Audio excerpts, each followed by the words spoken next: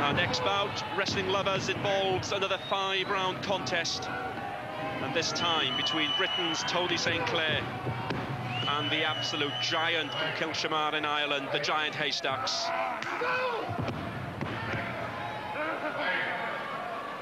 And the familiar man in the middle, Orig. Yes, well known to British wrestling fans, Mick McMichael, who once defeated the immortal Mick McManus in a straight wrestling bout in London. One of the few men to ever do it, and he's now one of the immortals of the refereeing business, a tremendous referee. 5 rounds, and 1 fall or 1 submission will be enough to earn victory. But look at the size of this man. For the contest, Haystacks claimed to be in tremendous form. Recently returned from Baghdad, where he wrestled in front of 120,000 people. Now in with Tony St. Clair of Britain. The Kilshamar Crusher says he's in tremendous form. And look how he dwarfs St. Clair himself. A 17-stone, 6'2" man. But he's tiny compared with this colossus from Kilshamar. Standing 6'11" and weighing 45 stone. Seen here going for the nerve holes. Look at the pressure on Sinclair's neck. Look at that pleasure. Yes, it's pleasure for Haystacks and pressure for St. Clair. And if you put the weight of the referee and St. Clair together, well, they'd still fall short.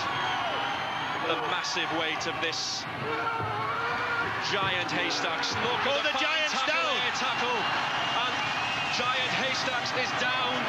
Unbelievable. He's off his feet in the first round, and St. Clair is attacking him from outside the ring. And the knowledgeable crowd here appreciate just what a feat Tony St. Clair has achieved, and there might be more. It's very, very rarely that you see this man on the canvas, and Tony St. Clair has achieved just that. And for the magic moment there, giant Haystacks had been toppled. But when St. Clair tried to get him out of the ring, he was attempting the impossible. I have watched Haystacks wrestle on many, many occasions, and I've seen him off his feet previously, but I've never, ever, ever seen a wrestler capable of putting him out of the ring. St. Clair raining left hooks to his jaw here, but the giant is immovable. A quite excellent period there for St. Clair. But it must be heartbreaking for the man. Despite all the effort, the giant is back. And almost effortlessly regains control. Haystacks can keep his man down by just holding 1 foot on his body and putting some, if not all, of his 45 stone on the prostrate man, the unfortunate man lying there. And in this case, it's Tony St. Clair. If the giant doesn't want you to move, then you don't move. But a dramatic opening round, and the talking point will certainly be the manner in which Tony St. Clair put to the canvas giant Haystacks, and the crowd, as you can hear behind him. And the first round comes to a close, and that must have given St. Clair some hope. Might have given him hope, Nick, but I think that he needs a lot of the 20,000 people here in Graz to help him to topple this man. He is unbeaten, and for my money is totally unbeatable. How do you beat a 45 stone?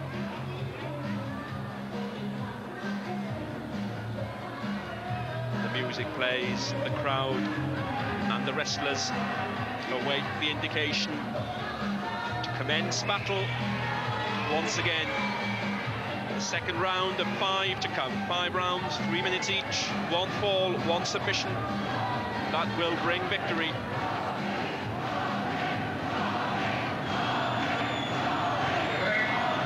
Look at that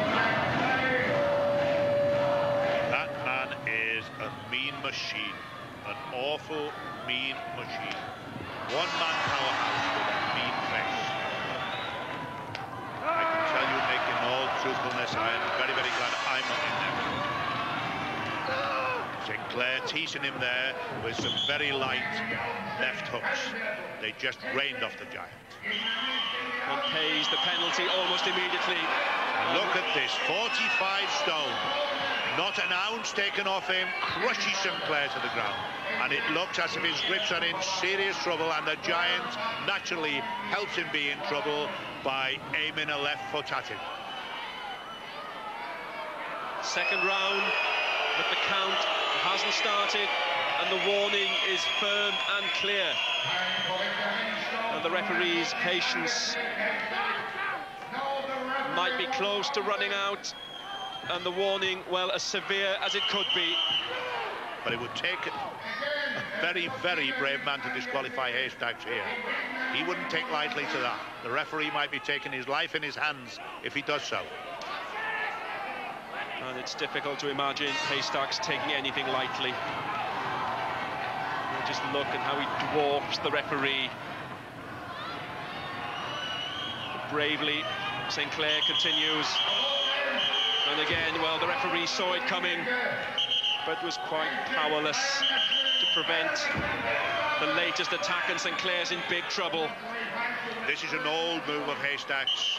He takes the pad down and aims his opponent's head in it, hoping for blood.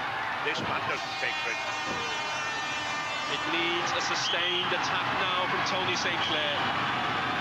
The odds are against him. But he switched it on Haystacks, and he's aiming Haystacks' head into the corner. Into the steel turnbuckle goes Haystacks' head. And again, St. Clair fired up, tries to retaliate.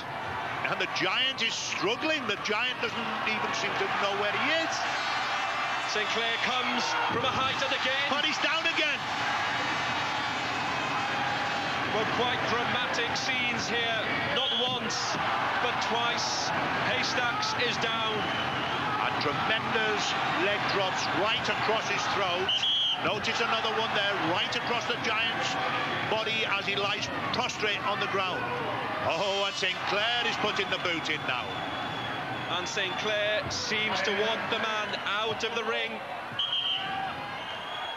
And in the context of what we've seen, the impossible suddenly seems possible. And just listen to this crowd. Ah, but he won't succeed, Nick. He won't. Oh, he has done! Unbelievable! For the first time in my life, the Giant from Kilshima is out the ring, and he's put there by Tony St. Clair. I've watched this man wrestle on a dozen occasions, and I've never ever in my whole life witnessed him going out the ring. This British boy, this Giant, Tony St. Clair, the Giant is Tony St. Clair. He has achieved the impossible. He has put the Giant out the ring, and he's beaten the hell out of him. And the crowd here realise the magnitude of what Tony St. Clair has achieved. They were up as if he'd won the World Championship title. They knew that a remarkable achievement had been achieved by Tony St. Clair. His arms were raised in triumph, and whatever happens tonight, Tony St. Clair will remember for the rest of his life round 2 of his tournament fight against Giant Haystacks in Graz. And the Giant looked totally mystified and bewildered there. He didn't know what was happening. The most surprised man in this arena out of 20,000 people was Giant Haystacks. He's never been thrown out the ring before.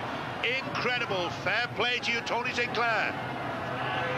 And he salutes the applause and the acclaims of the crowd here. But he knows he still has it all to do. And one wonders what awful revenge Haystacks might now have in store for Tony St. Clair. But he can't turn back the clock. He's been put out of the ring, and that, I've no doubt, will hurt him, and hurt him badly. Yes, Haystacks will be totally mystified, but I think that St. Clair's moment has come and gone. He had Haystacks on the run, and he was unfortunately unable to capitalize on it.